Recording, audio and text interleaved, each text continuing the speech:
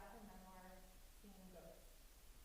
It grips you from the first line, but ghost stories start with death. I chose just thinking about her haunting prose as she vibrantly tells her mother's story. Chow is a writer and a journalist. She was a reporter at NPR, where she was a founding member of the Code Switch team. Her work has appeared in the New York Times Magazine, The Atlantic, and on Radio Lab. She is one of Pop Culture Happy Hour's fourth chairs. She has received residency fellowships from the Malay Colony and the Jack Jones Literary Arts Retreat. Ruth Tam is a writer, illustrator, and audio producer based in Washington, D.C. Her work exploring city change, personal identity, and family traditions has appeared in the Washington Post, The New Yorker, and on NPR. At WAMU, she is the host of Dish City, a podcast about food, culture, and history. She is also a frequent guest host of NPR's Life Kit. So please give a warm, virtual, and in-person welcome to Chow and Ruth Tam.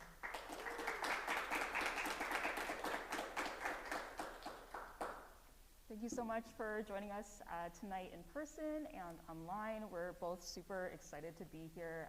I know that before the pandemic, coming to book events and hearing authors share their work was one of my favorite things to do, and I'm so excited to be here with my friend Kat to do that. And Kat, thank you so much for being here with us and doing this with me. Yeah, thank you all for coming. I'm so glad to have such an intimate gathering here at the library in person. It's really meaningful, and for all of you who are streaming in online, I hope you understand how special this is to be speaking about this book with actual people in the same room. It's magical. I'm going to start this conversation off by reading a very short passage from Seeing Ghosts. And I've been thinking a lot lately about nature, I suppose. I recently went away for the weekend, and I think there's something about being outside that reminds me constantly of how expansive this world is, but also how far we come in terms of our origin stories and where our families decide to settle and where they can make a home.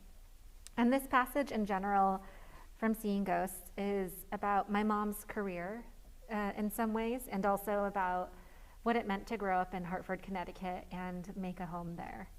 And it's about, well, you'll see. After my mother left Travelers to work at Aetna, another behemoth insurance company, a pair of peregrine falcons nested on the Travelers Tower and hatched 3 chicks. Biologists caught the chicklings and snapped bands on their legs and returned them to their parents. A reporter for the Hartford Courant wrote in June 1997 that these were the first documented births of wild peregrines in Connecticut in about 50 years. Everybody was so impressed that after half a century, these endangered birds were fighting back. "There are baby birds up in the tower where I used to work," she told me one morning. "Falcons." After breakfast, she and Steph and Caroline led me to an encyclopedia that we had on a shelf in the other room. I was in 2nd grade. I slowly read the paragraphs out loud while Steph and Caroline filled in what I couldn't understand. "Peregrine falcons hunt other birds and animals," they summarized. "They can go as fast as 200 miles per hour when they dive." I pictured the falcons circling the Travelers Tower far above Hartford and hurtling themselves toward the ground as if in self-sacrifice, wings tucked so tight into their body like splinters while they picked up velocity, the embodiment of head first. The speed was heavy and shattering and powerful, and the image of a bird shooting through the sky this way left me breathless. Not long after my family explored a nearby town's fair, and we came across a couple giving a demonstration with their birds of prey. My mother prodded me and my sisters toward the birds. "Go look at them. Go learn something." My family huddled around the falconers and listened to them explain what the birds ate: bats, pigeons, ducks, songbirds, and their wingspans. A large adult peregrine can have a wingspan of about 43 inches. After, the falconers pulled heavy gloves over our fists that stretched up our arms. They coaxed the peregrine onto Caroline's, and a smaller bird, perhaps a prairie falcon, onto mine. Caroline is ecstatic, her eyes enormous and meeting the gaze of whoever's taken the picture. In my photo, I look so small, much younger than 6. I am delighted, though I look shyly into the camera, as though I've been instructed, maybe by my mother, to stay still to keep the bird calm. For months afterward, I talked about falcons as if they were made of magic. In my kid eyes, they could reach speeds of infinity, so strong and seemingly unbreakable, those feathered bullets in the sky. I recently read that female peregrine falcons are larger than males. This is not unusual for birds of prey. One theory posits that female peregrines evolved to be larger to fight off aggressive male falcons. They also often chose mates that were smaller and therefore safer. My first reaction was that they were settling. My second was that this was a matter of self-preservation. As a child, I couldn't understand what an enormous feat the reappearance of peregrines at the Travelers Tower signified for environmentalists. As an adult, it's birds like that swooping between glass and steel that stays with me. It was humans and the use of pesticides that poisoned and nearly eradicated peregrines from the East Coast. It was humans who helped bring them back, building roosts on the skyscrapers. The falcons nesting among the tall buildings strikes me at first as unnatural, though perhaps this is a matter of adaptation and survival. The word I'm looking for is assimilation. Thank you. Thank you so much for that, Kat.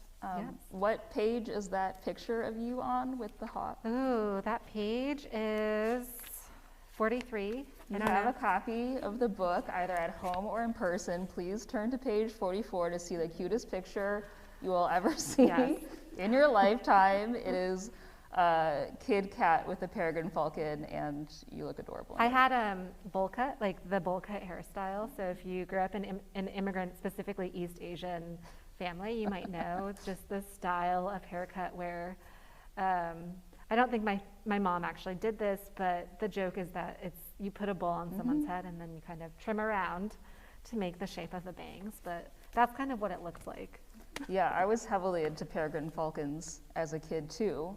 And there was just like, I don't know, something about its like independent streak and the fact that it's like a bird of prey, and I just very much related to that passage, but you also like elevated to the extent that like I don't think I would have ever gone there as a kid. But I remember, you know, reading that passage for the first time and being really enamored of the way that you integrate the natural world into this book. And like that's not the only thing. You know, here you talk about peregrine falcons, how they represent assimilation, you said, survival, independence, but also, you know, like you use like the taxidermied fish on the cover to kind of represent other things in the book as well. And you have a horse that you ride as a kid, and there are all these kind of connections to the world around you that shows kind of like a sense of place. Yeah. That I'm not sure if you had as a kid, but looking back, does the natural world play a role in like how you remember these parts of your childhood? In some ways, yes. I think when I was writing this book, I knew that there were a few central questions that I was trying to have anchor the story, because, you know, it's not exactly a book about grief, which I think it tends to be, you know, people tend to think of it because it's a story about the loss of my mom and the reverberations of her death when I was young. But it's really an intergenerational book. But the questions that I was trying to answer were about, like, what do we owe ourselves, or what do we owe our families or our senses of home? And I think it was, especially for that latter part of that question, what do we owe our senses of home or self, that brought me to look at my surroundings, which included the natural world, which included, I think, how different physical features can make me, but people feel in general in terms of size and scale. But also, I really loved this idea of the peregrine falcons, like you were saying, because they seem to symbolize so much about independence, but also, you know, survival. Just what does it take to actually sustain a life, and what does it take to fight back from extinction or near extinction, where such unnatural forces have, you know, kind of coalesced to almost eradicate your entire existence. And so I think that I found that to be also a really beautiful metaphor for immigration in general and what it means to make a home in a country that you don't know, that you're not familiar with, and to really fight for your own life and livelihood. Yeah, I think that very much identify with that in terms of the immigrant experience. There's like a Ghanaian word that means to go and to come, and I feel like what you're describing with the Peregrines, how they were almost extinguished but came back because these big buildings were built up in Hartford, Connecticut, and they found a new home there. I don't know, it's just kind of very beautifully reflects what you're talking about, both on this grand scale, but like on a family level for you. You're saying that it's interesting that you say, okay, the book is not about loss, but it's honestly how a lot of people are marketing it. But another way it's being marketed, or the way that I think you talk about it sometimes, is that it's a ghost story. It's in the title, it's in the first line of the book. It says that, like many of the ghost stories I've grown up with, this one needs to start with a death. And I guess I'm wondering, were you drawn to ghost stories before? Did you seek out, you talk about in the book how you read like, these YA novels. I don't know what genre you were drawn to, if you were like, I don't know, a Babysitter's Club kind of person. I was. Or, but like, were you drawn to like the creepy, the spooky, the macabre? Are you hearkening back to stuff that you liked when you were a kid? It's so funny because I was such a scaredy cat, and I still am. That's what I thought. Yeah, I mean, so Ruth is a friend in real life, and so she knows. Like, even in my adult life, I'm not the type of person who would ever want to go to, like a haunted house. A haunted house or haunted maze. But I'm fascinated by these things, and I will talk about it incessantly because maybe that's how I deal with fear. But I mean, as a kid, I would read Babysitter's Club. I would read the horse girl equivalent called Saddle Club because I was a horse girl. I don't know if there are any Bonnie Bryant fans in here, but but I think that as a child I was always drawn to mythology in general and the stories that we tell about ourselves and our families and the people who came before us. And I was also very scared of it in a visceral way, where hearing about ghosts or the fact that there could be a presence or a person and really their legacy, I think that scared me. And just the idea that you could no longer be on this, not to get existential, but that you could no longer be on this planet. I think that really, as a child, it was just so confusing. And so one of the reasons why I was drawn to that as a concept with seeing ghosts was because it's a constant examination of what it means to no longer have something, whether it's a person or a sense of home or a place. And I loved the idea of a ghost story. And I think it's such an immigrant way of telling a story too. I mean, just in terms of oral histories and kind of the tradition of a lot of sort of Asian American stories that I would read, in college, like Maxine Hong Kingston's book, Woman Warrior, that I wanted to kind of play with that idea. And I think, so this book has been maybe a decade in the making, whether I knew it or not, which you and I have kind of talked about. But when I was really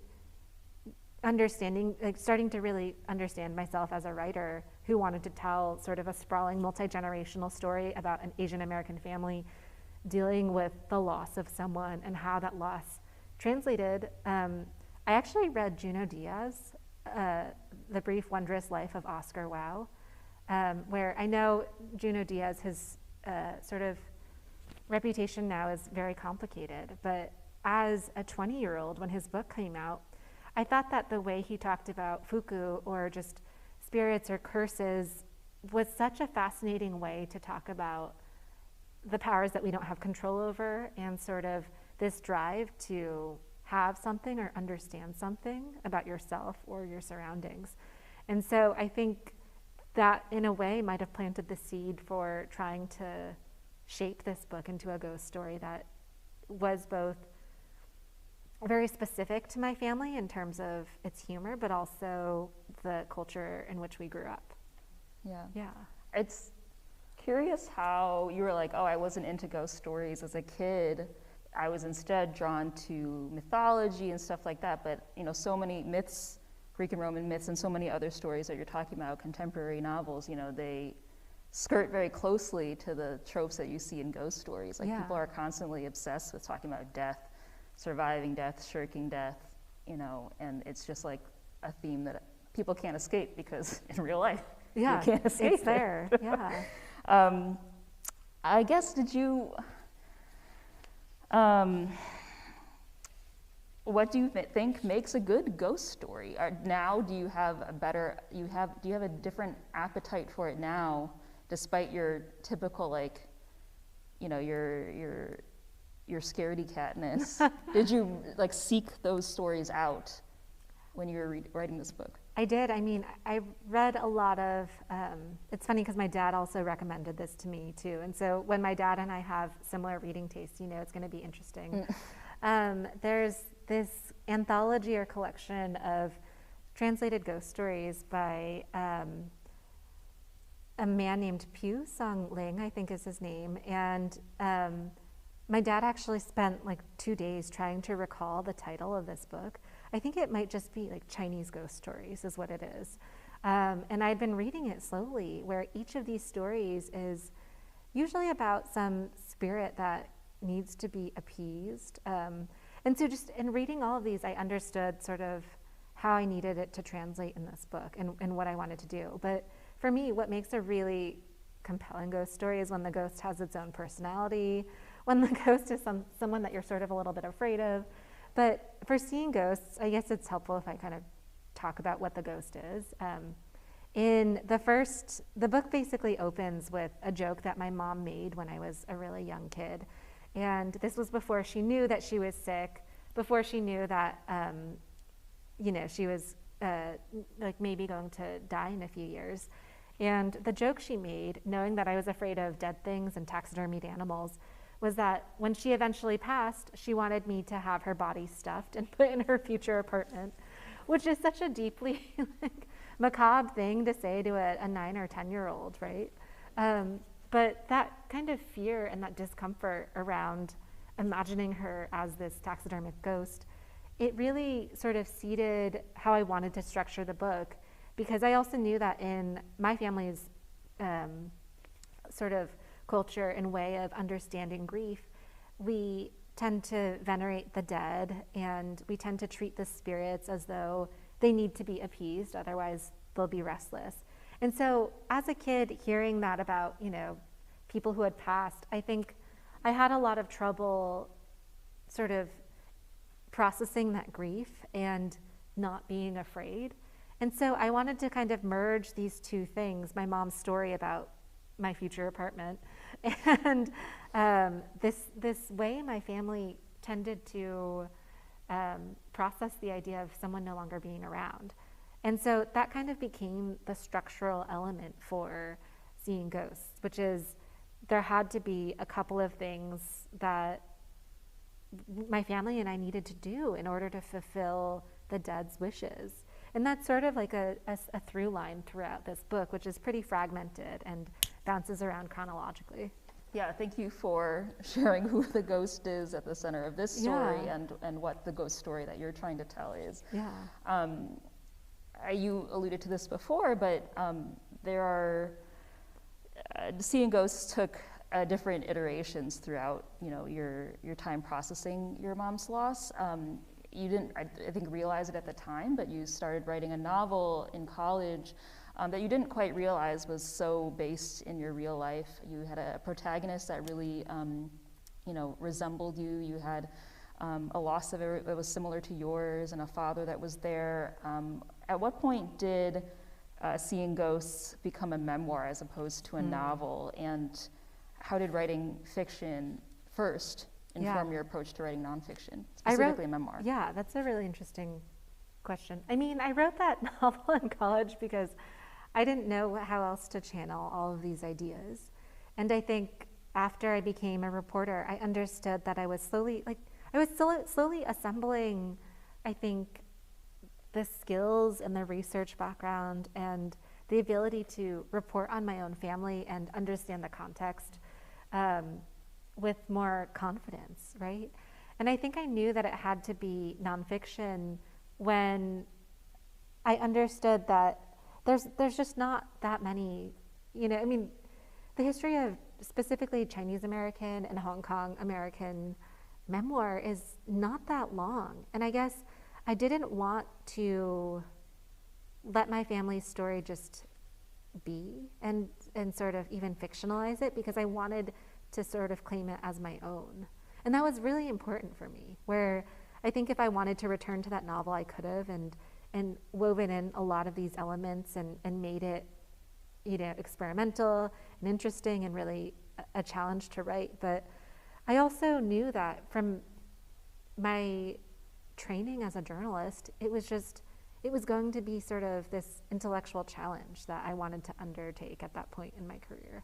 Yeah, and you can see that effort, I think, as a journalist, in your book. There's so much research that goes into it that you just really, I think, thoroughly attach yourself to. There's the history of Hartford, Connecticut, near where you grew up. There's the history of Chinese people in Cuba, where your paternal grandfather spent time, that was a history that I wasn't fully aware of, and it wasn't until, I did some poking around in my own family history that I realized, oh, my family has history in Cuba too. Oh, really? I didn't know that. My maternal grandfather's father spent time in Cuba.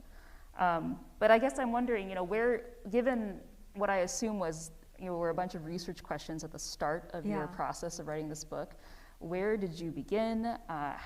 What were the biggest challenges to approaching these huge topics that I'm not sure if you had spent much time looking into before?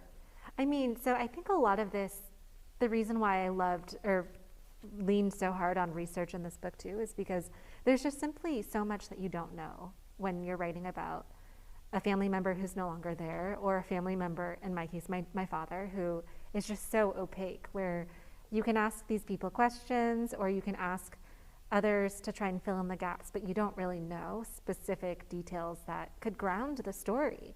And so for me, I knew, like one good example is about the story of my grandfather, who you mentioned in Cuba. My paternal grandfather was one of thousands of people who left the Pearl River Delta at a time that's actually unknown to my family. It could have been the 1920s or the 1930s or even earlier. And he lived and died there. And he worked in a series of Chinese restaurants and sent remittances back to Guangzhou, where his family had been living. And he ended up dying there. And for various reasons, my dad's family just couldn't bring his remains back to Hong Kong, where they ended up moving. And so the question of my grandfather and who he was and where his remains were, those just loomed so large, where there were so many unknowns. And so in order to kind of tell his story, I understood that I had to fill those gaps in with a lot of context and separate reporting. And so I just began by Googling professors who would speak to me, calling them up, and then reading their books and trying to use that context and knowledge to ask my own family questions about my grandfather, to sort of fact check it in a way, but also give it texture. Mm-hmm. Yeah. Did you find there's these big topics that are whole research topics that people have written books about and are professors of, and then there's your family history that's a lot more personal, a lot more murky, less, fewer like, sometimes fewer resources to read. So how did you approach your family's history with the same like journalistic rigor? Did it help to have some sort of remove and like approach your family like a researcher and journalist as opposed to like a daughter or a sister? I think I probably tried all of the above, approaching as a researcher, a daughter, and a sister. I think with family, it's hard. I mean, I know in my reporting I tried to be, in general, in my reporting I tried to be empathetic and, be aware that this is, when someone tells you their story, the act of it is so vulnerable, where they're giving up a part of themselves for you, and they're putting so much trust in you to tell their story and to have free reign, where you could write anything. And I mean, is that the most responsible thing to do? Maybe not. But I think I was really aware of that when I was writing about my sisters and my dad and their stories and the stories of my grandparents, because this, for better or worse, could be one of the only records of my family history. And so it made me really sensitive, too, to how even just asking them questions was, you know, it could open up something inside of them that could be really hard to grapple with. But on the other hand, because I knew them so well, there were points where I knew that certain memories were not actually correct.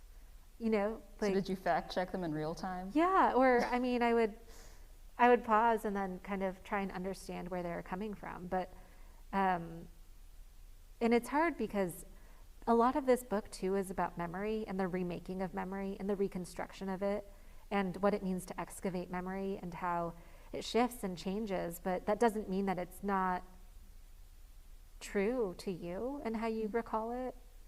I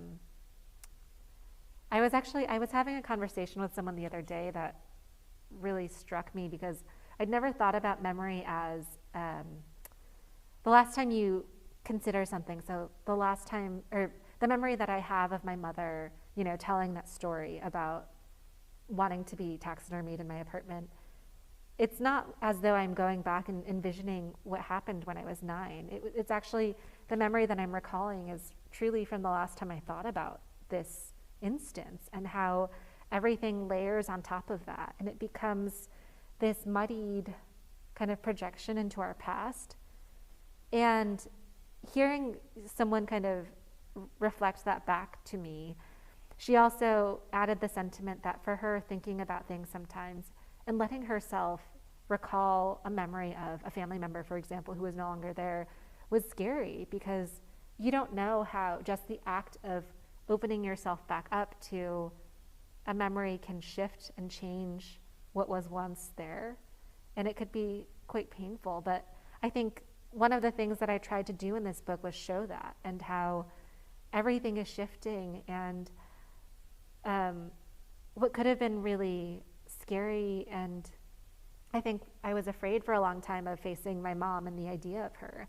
But I realized that her memory would continue to grow in a way that was hopefully beautiful and meaningful. And how I understand her now as an adult is different, and probably not better, but with more depth than I did as a kid. Yeah. You're kind of getting at what was going to be my next question, which is that, you know, you say in your book that for many years you couldn't even look at pictures of your mom. And your book obviously has pictures of her, and you've shared a couple online. And speaking both literally in terms of looking at a photograph and figuratively, how did you train yourself to really look at your mom and to share her with others? I think she was the hardest person to write about, which was surprising, because I had always assumed and known that this book would be so much about her. But I think it was simply treating this as a way to get to know her and to try to write through the uncertainty of, you know, the big question mark of who was she? She died when I was 13, and so I treated this as a way to get to know her as an adult. And that made it as though I was reacquainting myself with someone, with a stranger almost, who I had these distant memories of as a child. And in a way that was kind of painful, but it was also a gift too. Yeah, and it sounds like it was really rewarding. And I think this is a common experience for adult children, to have to almost reacquaint yourself with your parents as people, as opposed to like, oh, I'm looking at you as an authority figure, you're a mentor, you're a disciplinarian, whatever it is, you have to kind of look at your parents in the full depth of who they are. You may not actually see all of that. You only have what they're going to show you. Yeah. I find it interesting how you're saying, like, okay, well, they have to, your family, in order to get a full view of their memories, despite them maybe not being accurate or them changing in the course of them telling you their memories, they had to trust you with with their story. Did you at times ever, did you trust yourself during that whole process? How did you check yourself, check your memories, check your interpretation of other people's stories? Yeah, no, that's a really, I mean, that was one of the things that worried me most about writing this. But in general, I think that's one of the things when I report a story and I'm putting something out in the public that keeps me up at night most before. That's it? Yeah, whatever comes out. I'm always like, is this right? I mean, Yeah. I think, but also the idea of something being right in this book, because it's so subjective, I don't think there is a right way to tell it, right? I mean, there's factual things that I could potentially, not be accurate about, but I think I kind of knew that this was my perspective. But also, that's why this book weaves in so many different elements and other people's perspectives and the perspectives of, like through the research that I conducted, as a way to kind of show that this is just one lens and this is how I make sense of loss throughout whatever I'm looking at. One thing that you write about your uncle, your Kaufu, saying in the book is that he would say, "You're so much like your mother," which I imagine is maybe like a mixed thing to hear. What do you think he meant by it, and how did comments like that shape your image of yourself? I think, so this was my mom's brother, and he would always say that to me. He would always look at me and say, "You look so much like your mother," or "You're so much like her," in terms of the Chow family temper, or the Yu family temper, I should say, or things of that nature, both attributes that I could see as being positive, but then also less so. And whenever he told me that, I always felt, I think I felt so aware of the legacies that we inherit, or the things that we inherit from our parents that we might not even realize are really from them. And in a way, I found that really comforting, and also just simply like, oh, wow. I mean, it's to have that reflected back at you is both touching and a little bit not hurtful, but it gives you pause. It makes you think of what else you might not possibly realize comes from someone else. And so it's nice to think of someone else living on through you too. And I think that's one of the things that I understood about grief and loss when I was writing this, is that at some point in the grieving process, at least for me, I don't want to be prescriptive, I realized that the people who are no longer there can still live on through us, and the stories we tell about them, and the ways in which we let ourselves remember them. And I found that really helpful. Yeah, and I imagine it, like, you don't realize that you're the vessel for so many other people's memories of your mom. There was this one line in your book, I think it's on the first page. I swear to God or the gods or goddesses or whomever that 85% of my personality traits are yours. This is your mother who you're talking about. That I saw and held on to as a kid, and the remaining 15% as a result of the fallout of your death. I, of course, never knew your mother, but I think after reading the book and how you make her come alive in these pages, I really sense like a through line between the two of you in terms of her playfulness, her sense of humor, the way that you both like really enjoy awkward situations. I just want to know, where do you think, if you think you got some of your traits, in particular, maybe your sense of humor from your mom, where do you think she got her sense of humor? What did she find funny? What did she delight in? Oh, yeah. I mean, my mom also delighted in ghost stories and all things kind of macabre, clearly. I don't know where she got it from. I mean, I think that in a way, maybe it was such a family sense of humor, where her brother also had a similar sense of humor. And I wonder if that was because of just the ways in which they were raised, and how everything that they did that was joyous felt so in contrast to the circumstances of their childhood, which was, I mean, growing up in communist China, not an easy not an easy thing, and especially the daughter, the youngest daughter. I mean, I think my mom, in a lot of ways, felt that she had to always fight for herself, and I think humor was one way to deflect. Yeah. I think we're going to leave some time for audience questions, so if you haven't already dropped a question in the comments, feel free to do so, and we'll run them up here to ask to Kat, and also we've got these handy note cards from folks in the audience already. Here's one. The way the book flows is incredible in the way it is fragmented but linked. Sunflowers bookend the book too. What was the editing process like, and did things reveal themselves in that process? Ooh, that's such a good question, because yes, the editing process was really brutal. Is it ever not? Is it? No, it's always brutal. I felt like I was dying. Oh, okay. That level of brutal. It was so hard because I think I knew the bookends of how this story should start and end, but I had no idea what should happen in the middle. I mean, I had beats and I had scenes and images, but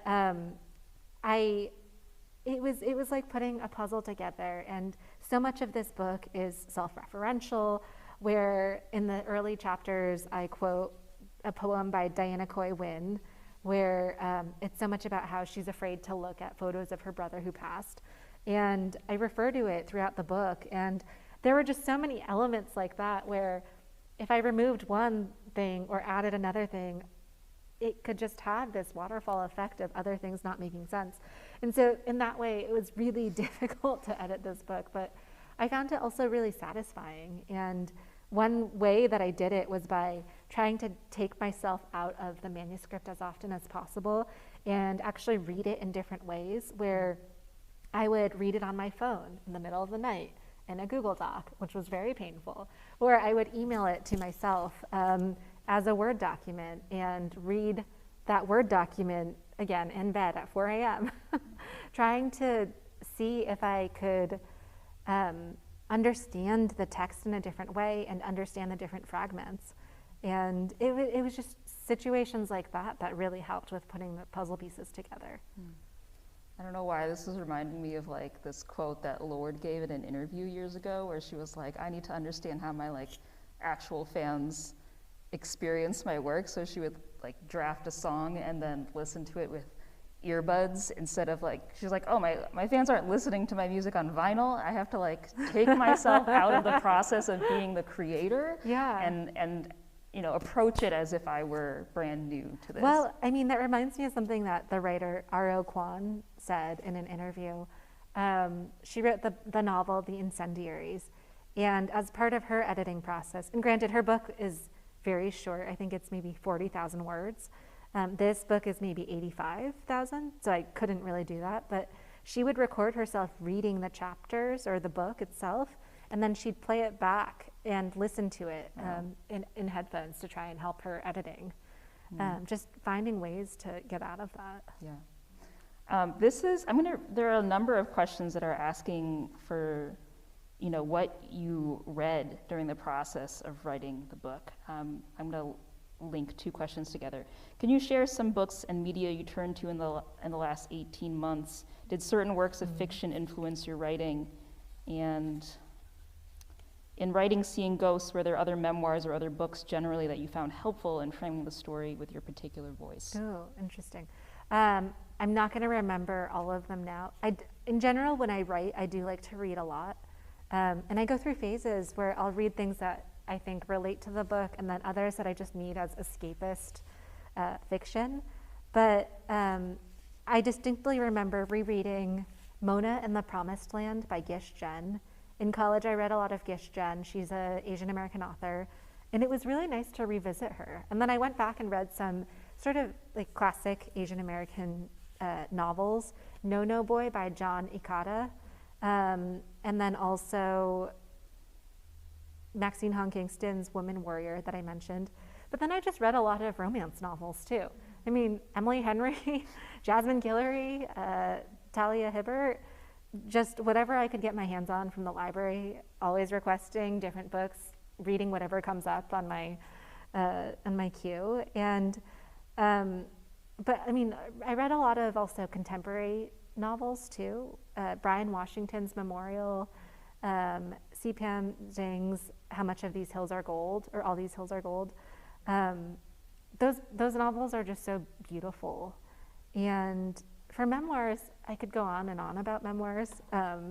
T. Kara Madden's Long Live the Tribe of Fatherless Girls is wonderful. Jakira Diaz's Ordinary Girls. Crux by the name of the author I'm forgetting, unfortunately, right now. It'll come to me in 5 minutes. But there were just a lot of memoirs, usually by writers of color, that I tended to gravitate toward and loved them so much. And I think they were really helpful to have that and be in conversation with that. For the romance novels too, like it's nice to get some diversity of literature in there, but your mother also loved romance novels. Yes, What did she call them in the book? She called them kissing books. And she would, at the library, so we would always go to the Newington Library in Connecticut, which was a 5-minute drive from our house. And they let her check out these kissing books, which, you know, like books in the 90s that were sort of romance novels, they were the Harlequin sort of bodice rippers, and she would just dump these books into the tote bags from the library, and sometimes she would have 2 of them, and they were big. And I remember she would end up keeping a lot of them because they didn't really check them out. There were just so many, and she would read one a night sometimes. And I would just be behind her reading and learning about sex that way, probably, or something. I don't know if that's inappropriate to say, sorry. But well, what's more inappropriate is you saying that she never returned the books to I know, library. I'm sorry. That's like So far actually, more verboten than sex, let's be honest. When I go home to my dad's house, I mean, he still has so many artifacts of her life. We still have so many of those books. Oh, man. And one day I will donate them back. But. Right. Okay, speaking of artifacts, the photography in the book is spare but poignant. Could you talk a little bit about the photo selection process and what that did for memory? Oh, that's a great question, and I think I know who might have asked that. The photography in this book is, you know, in the absence of being able to talk to family members about specific things or to recall certain things, I turned to photographs to help jog my memory, because they also allowed for such a visceral interpretation where you can describe a photograph. And I was also kind of playing with the Diana Coy Wynn poem that I was referring to before, where her poetry collection is called Ghost of, and it's beautiful. I read that a lot while I was working on this book. And the way she has it structured is that she takes these photographs that her brother, when he was still alive, removed himself from, and she writes her poems within the text or plays with the form. And while I didn't, do that physically with this book, I also felt as though I was kind of speaking toward a visual medium in a lot of ways. And just selecting them, I chose whatever I could remember from my childhood or other points of my life. And then I would go and try and hunt down that photograph. And if I could find it, then that's great. It's going to appear in the book somehow. You were saying earlier how the kind of the origin ghost story in this book is your mom's really intense joke about taxidermying, stuffing herself and staying in your apartment. And that creeped you out as a kid, I think, very normally. Yes. But one person wants to know, do you have a new appreciation for taxidermy after writing the book? No. Are you less creeped out? No, I'm definitely still creeped out. It's funny because my editor actually just sent me in the mail as a gift a taxidermic ghost cicada. Yeah, it's actually really beautiful, but it's behind a glass, but it definitely scared me a little as I was opening it because, and also I was obsessed with cicadas. Everyone here in Baltimore probably was too for that period a few months ago.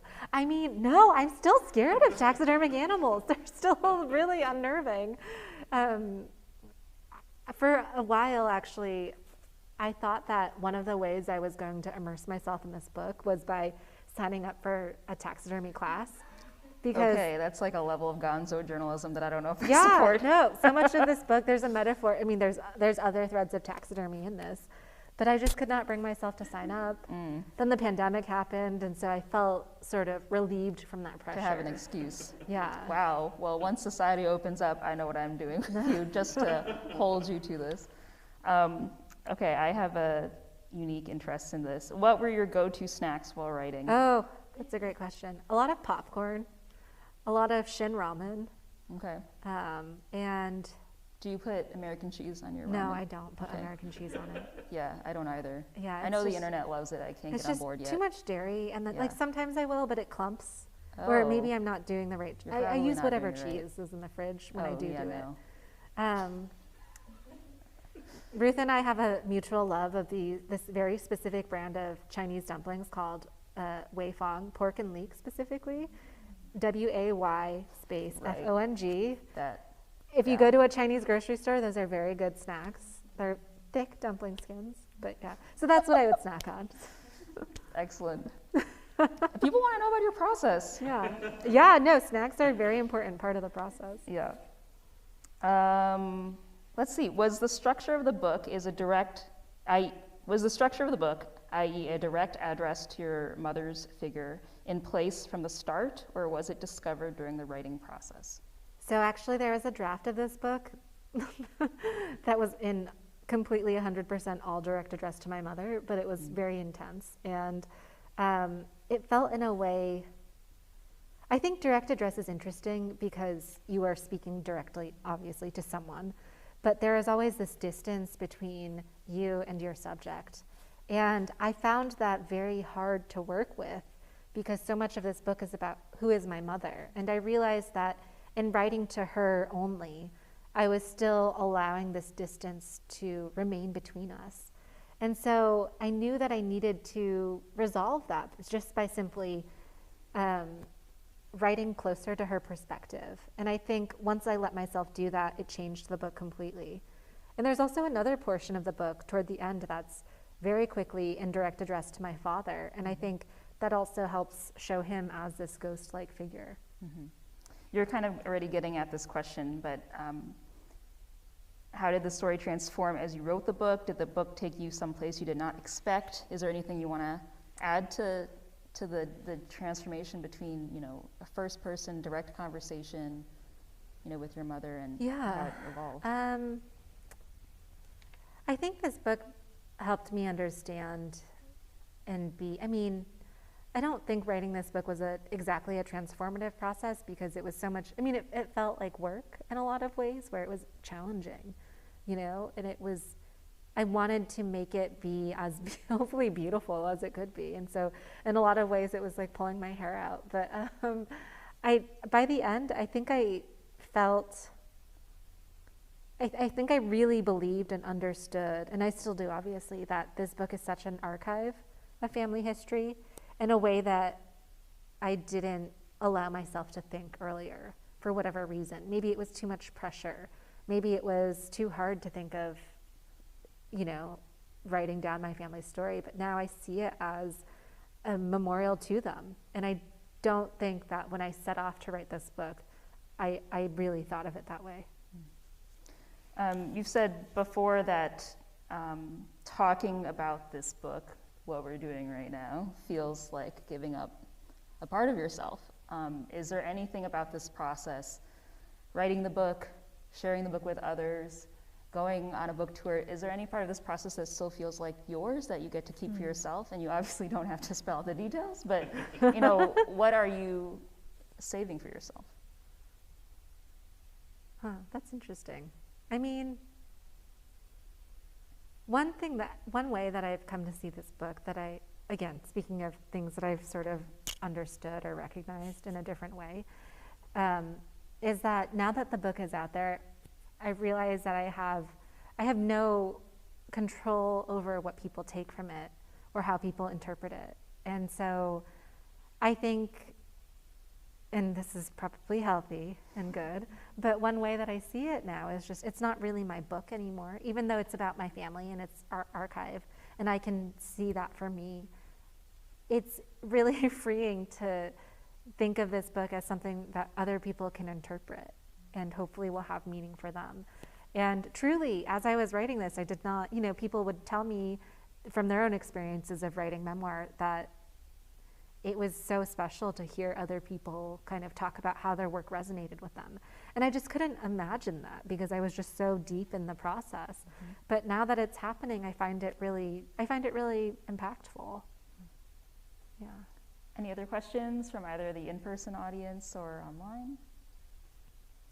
All right, well, we've gone through all of these, and I just want to thank you so much for sharing time with us, sharing us your process, and what is, it's an emotional thing to have written a book like this, and so thank you so much for sharing what it's meant to you. Thank you, and thank you all for coming. I really appreciate it. Thank you to Baltimore Public Library and our interpreter. Thank you, thank you.